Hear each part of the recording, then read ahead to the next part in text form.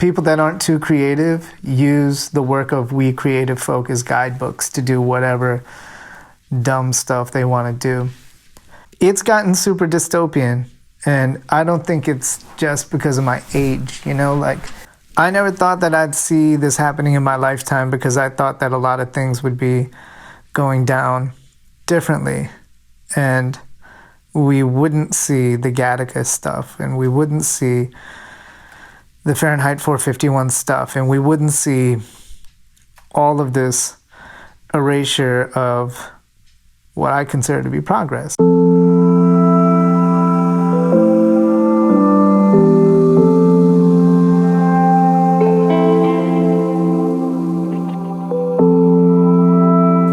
Brother Shanti is a really tough one for me to kind of describe because I really feel like 2020 is the culmination of a lot of things that I've been looking at my entire life. Brother Shanti is a piece of art. It was meant to be an instrumental just to get things off my chest and how I was feeling. Sometimes you feel like you can't breathe, and that was something that let me breathe. I really think we live in Norman Spinrad's Little Heroes. Yes, sir. Turn it up, though. Keep it up, though. Listen. The inception of this song began with a late night message from Geechi Suede. Now, Geechi Suede, he's a longtime collaborator. I guess I can say it's been 10 years now. Suede is one half of the duo Camp Lo. Camp Lo, when I was coming up, well, you know, they were my dream crew.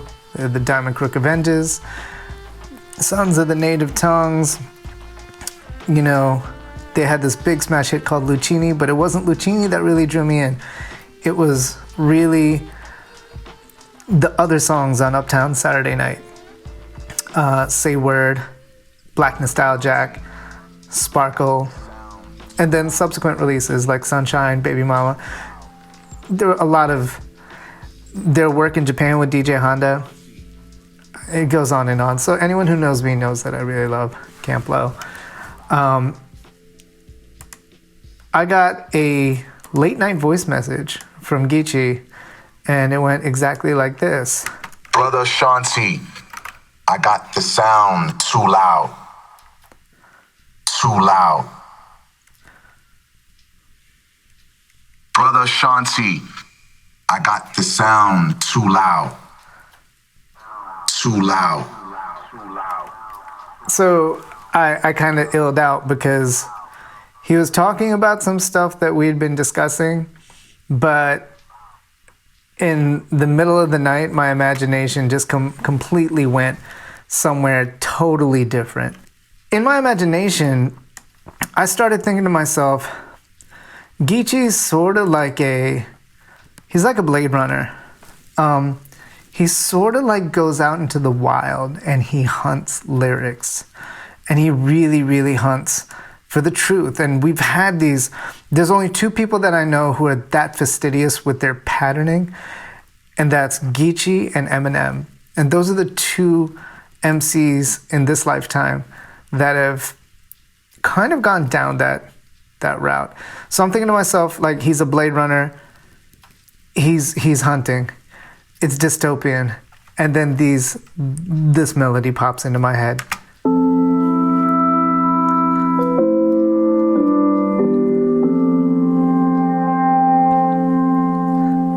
Right? That phrase.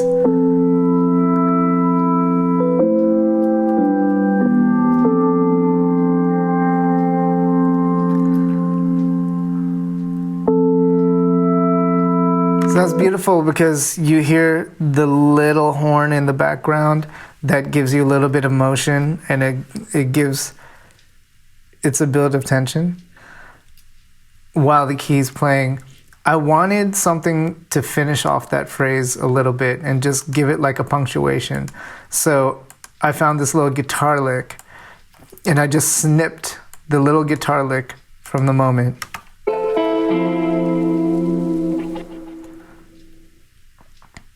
right?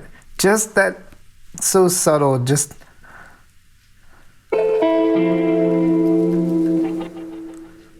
that was it. So then when I put them together, the effect was like a complete phrase.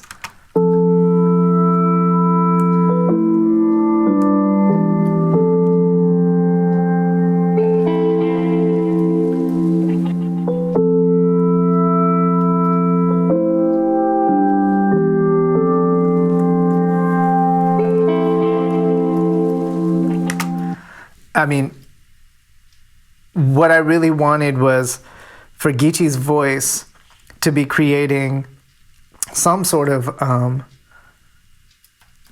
A section, and then for the music to create the balance of a B section. So when I put them together, you'll hear the magic. It's Geechi and the instrumentation creating this balancing act. Brother Shanti, I got the sound too loud. Too loud. Brother Shanti, I got the sound too loud. Too loud. And then the way I was perceiving that was, and the entire synthesis of the song began with that. And the way that I completely looked at that was, he's saying, Brother Shanti, I got the sound too loud. And to me, the sound is like the chaos of the world. The world is falling apart. Now, we made this after, the lockdown. He was sending me a lot of his work. I was sending him a lot of my work. And when it hit me in the middle of those first few weeks of absolute lockdown, I was thinking, like, what if he's this lyricist cyborg coming to save the world during this time period, during this pandemic, and the information's overloading. The circuitry inside of his brain is just going discombobulated. And that's why I wanted this phrase, this little guitar phrase. When he says the sound's too loud, I wanted the guitar to speak back to him musically and say, I know, stay calm.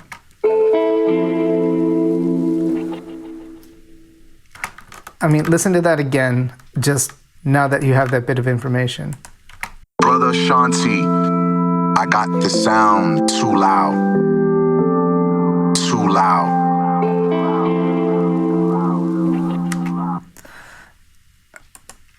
For me, there the song began. Now, the next couple of elements that I brought in, let me make sure that I'm going to take the vocals out so we just focus on the beat here. The next set of elements to enter, I brought in some acoustic drums. In this case, they were bongos, which I then pitched down and I made to have sound sort of like dhols, like the Punjabi dhol. In all of Bhangra music, the dhol plays a very key element rhythmically. You can't make Bhangra music without it. So what I did was pitch down some bongos and really tried to give them the effect of that South Asian Indian feel, but without it being that. I just wanted to fuse it with that emotion. So, and that's not a dhol.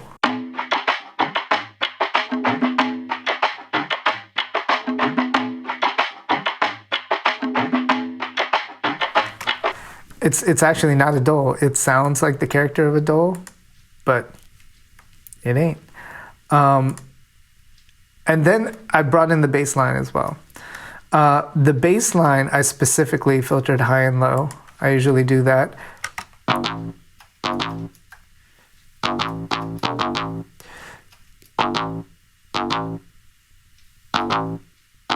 So what I was thinking here was, and Timbaland knows, Missy knows, and of course, anyone from that era that know me, look, I was a huge fan of the Jodeci Come and Talk to Me remix, and it had a bass line that went like this, right? So Puffy knew what he was doing when he put that bass line into the Come and Talk to Me remix from Jodeci. I've always been waiting to play something like that, to kind of like pay homage. So that's what I did here. But then the second is sort of like when the Trackmasters made Street Dreams for Nas, off of It Was Written. I always wanted a little turnaround of the phrase, because like that bass line in Street Dreams to me was nostalgic because I loved the Jodeci remix. And so I always hoped that that Street Dreams bass line would have a turnaround in it. So what I did was I gave this a turnaround.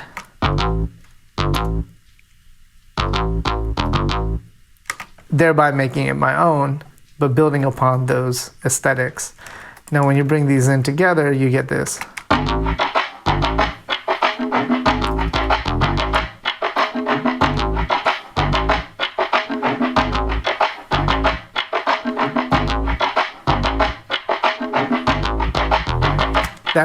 That's excellent. You know, that's at this point, I haven't started writing the song in my head yet, but I know that something's gonna come soon. And all of it together, here it goes.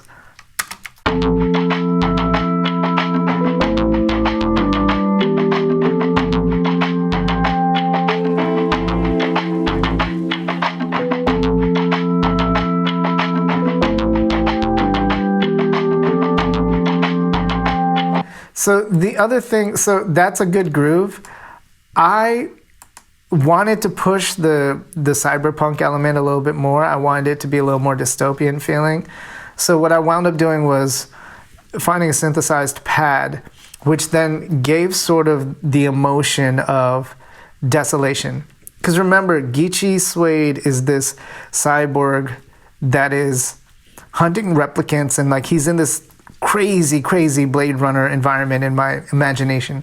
And so what I'm trying to do is there's some sort of audio feedback coming from the universe.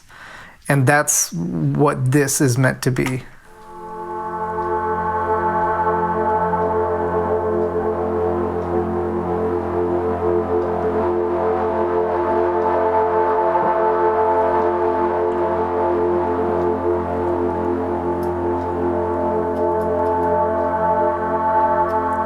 That's the sound of a freighter ship with cargo carrying human soul, and like it's like the souls of humans.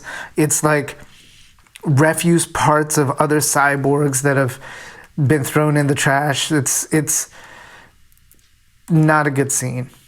Not a good scene at all. I wanted that feeling of just emptiness and what the heck is going on. So we let that travel a little bit.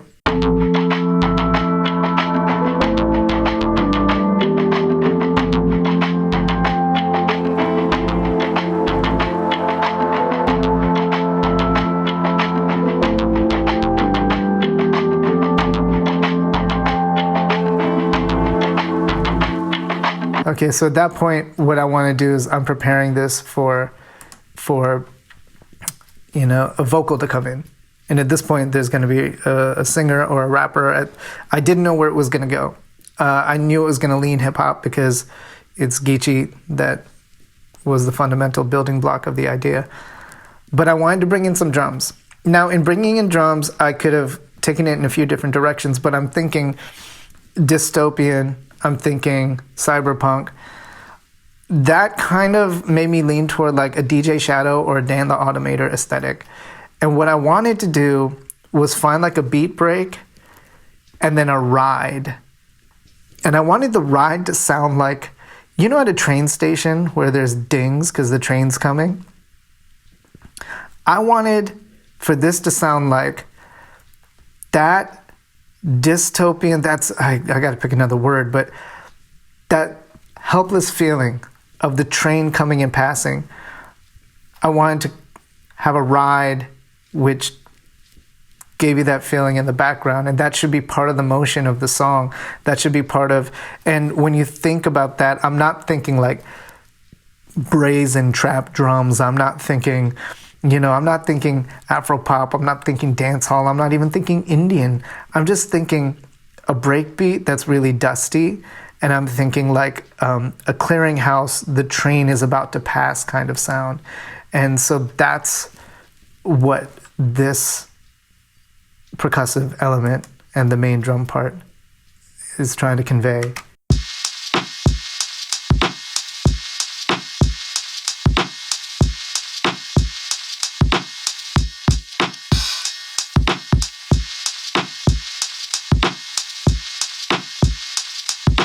So you hear it ever so slightly, and I mean, this is the psychoacoustics of the entire piece.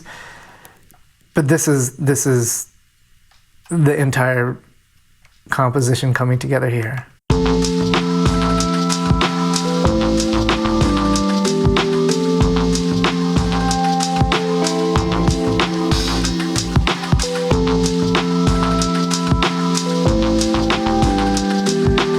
Now, to add into the aesthetic of this Cybertron kind of thing, this rickety vehicle or whatever it is that's coming and taking the souls away, I needed sort of like the C-3PO element, and that's like the robotic element. Like, it's got to click and clack a little bit. It's like C-3PO and R2 kind of clicked and clacked.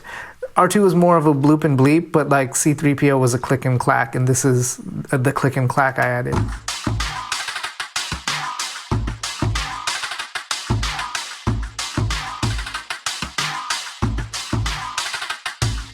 You hear that? There's a lot of bounce and a lot of rebound to that, but you don't hear it in the mix because it's low. You hear more of the clacking, but it adds a little bit of depth. So I'm just going to play the two main drum parts.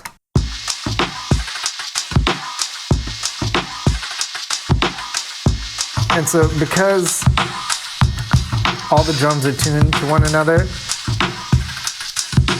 it kind of sounds like part of the spaceship is like coming apart.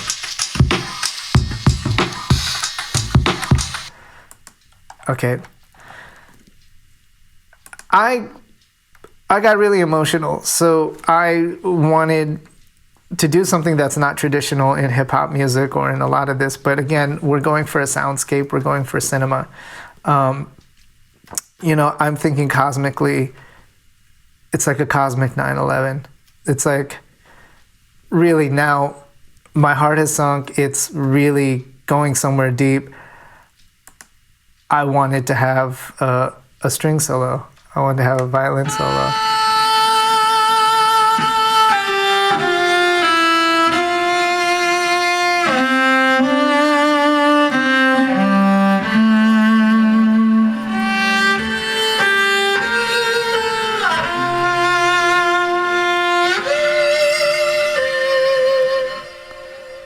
Right? To me, that's heart-wrenching. So what we're going to do is where the vocal is going to end, and it's not going to have a traditional chorus. What's going to happen is there's going to be a string solo, and only after the string solo, you're going to hear Geechi Suede come back in, and Geechi Suede's comment becomes the chorus of the song.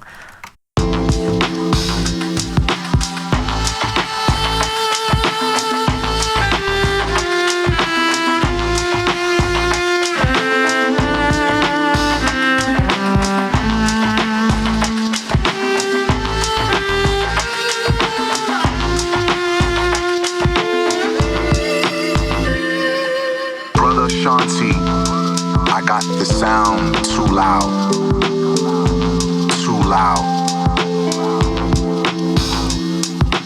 Brother Shanti, I got the sound too loud, too loud. Now the last element that I added for ambiance, because this is one of the songs that I felt that the vocal is going to become a driving factor. Like what the vocalist says and whatever else comes, like you got to leave a really good space on the canvas for the vocal. And at that point, I kind of knew what I was going to do. I knew that I was going to go in there and do something completely not expected. But I needed this little piece as like a lift.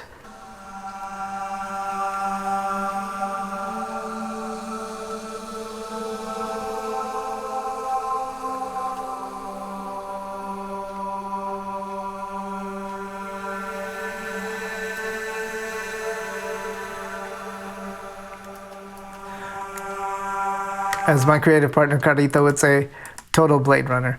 But when you put this all together is when you get the full effect. Brother Shanti, I got the sound too loud. Too loud. Brother Shanti, I got the sound too loud.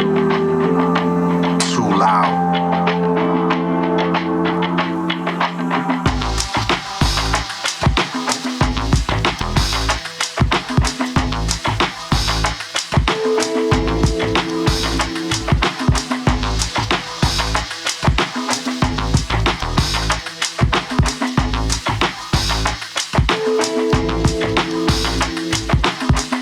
Shanti, I got the sound too loud. Too loud. I mean, I could just listen to this over and over and over. But that concludes all of the bits and pieces that came together to create what I would consider to be mostly a soundscape. It's really strange that this should be my first official release with Geechi Suede.